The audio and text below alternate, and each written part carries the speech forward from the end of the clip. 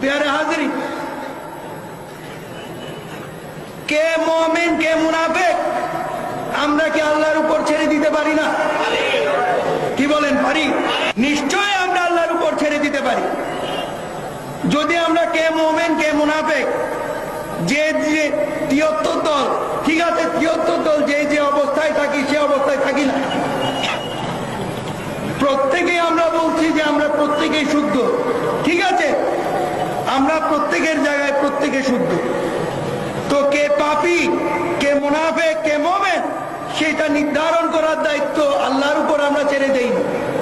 আমরা কেন একজন আরেকজনকে কাফের বলবো, মুশরিক বলবো, নিজেকে মুমিন বলে দাবি করবো? যে মুমিন তার মুমিন পরিচয় দিতে হয় না, আল্লাহ তার প্রচার করে।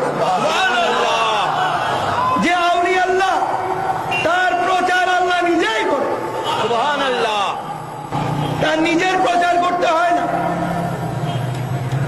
আপনি যদি মুমিন হন তাহলে দেখবেন আল্লাহ আপনার প্রচার করবে, লক্ষ লোকে শত লোকে হাজার লোক আপনাকে মুমিন বলে স্বীকৃতি দেবে, সুবহানাল্লাহ। আর নিজে নিজে যদি মুমিন দাবি করেন, আল্লাহ যদি আপনাকে মুমিন হিসেবে কবুল না করে কোনোই লাভ হবে না।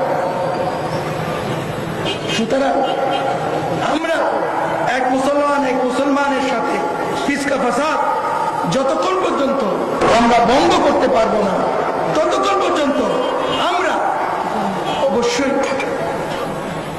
বিজাতিদের অত্যাচার থেকে রক্ষা আমরা পাবো।